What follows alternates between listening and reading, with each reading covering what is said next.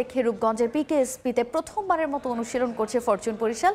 Defending চ্যাম্পিয়নদের প্রথম দিনের অনুশীলনে তামিম, মুশফিক, শান্ত সহ যোগ দিয়েছেন দেশি প্রায় সব ক্রিকেটার। এই মুহূর্তে সেখানে আছেন আমার সহকর্মী তারেক হাসান শিমুল। অনুশীলনের আরও খবর জানতে সরাসরি যুক্ত হচ্ছি তার সঙ্গে। শিমুল, ডিফেন্ডিং চ্যাম্পিয়নরা তাদের শিরোপা ধরে রাখতে কিন্তু এরই মধ্যে একটা শক্ত দল গঠন করেছে এবং বলা চলে যে জাতীয় দলের একটা স্কোয়াডই তারা দাঁড় করিয়েছে এবং কিছুক্ষণ মাত্রই শেষ করেছে অনুশীলন। আজকের দিনে কিছুক্ষণের মধ্যে হচ্ছে কথা বলবেন। আপনারা দেখতে পাচ্ছেন প্লেয়াররা এখানে রয়েছেন।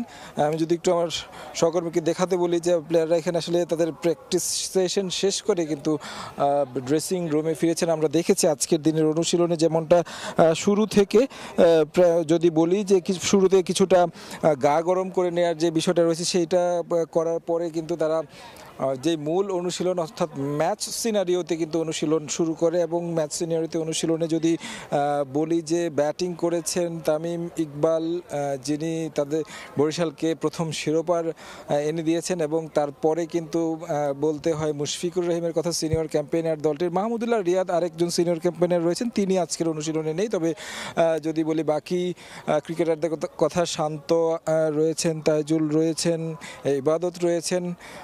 সম্প্রতি গতকালকে একজন নতুন ক্রিকেটারকে সাইনিং করেছেন আন্ডার-19 ক্রিকেটার ইকবাল। আরিফুলের কথা স্পেশালি বলতে হয়, এনসিএল টি-20তে দুর্দান্ত একটা 94 রানের ইনিংস খেলেছিলেন, যে ম্যাচে তিনি দলকে জয় উপহার দিয়েছিলেন। সেই আরিফুল কিন্তু ব্যাটিং করেছেন, চমৎকার ব্যাটিং করেছেন।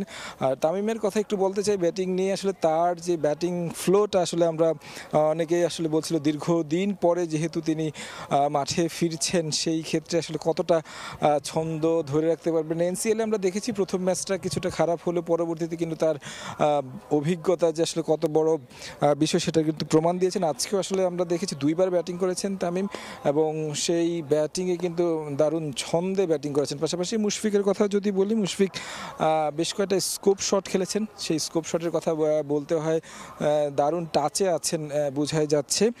শান্ত ব্যাটিং করেছেন বেশ খানিকটা সময়, দুইবার করে ব্যাটিং করেছেন। যেহেতু আসলে অনুশীলন ম্যাচ, সেই ক্ষেত্রে আসলে ক্রিকেটাররা একজনের পর একজন আসলে চেঞ্জ করে আসলে ব্যাটিং করেছেন। বোলিংয়ের কথা যদি বলি, এই দলটাতে কিন্তু বলা যায় যে বোলিং লাইন আপটাও কিন্তু বেশ শক্ত বোলিং লাইন আপ। আসলে ইবাদত রয়েছেন, রিপন মণ্ডল রয়েছেন। আসলে রিপন মণ্ডল যিনি সম্প্রতি টি-20 স্কোয়াডে যুক্ত হয়েছেন বাংলাদেশ দলের, তাকে বোলিং করতে দেখেছি। ইবাদতও দারুণ বোলিং করেছে। সেই জায়গা থেকে আসলে বলা চলে যে একটা মূল ম্যাচে যাওয়ার আগে একটা ভালো একটা প্র্যাকটিস সেশন কাটিয়েছে ফরচুন বরিশাল। তো আমার কাছে এই ছিল সবশেষ খবর।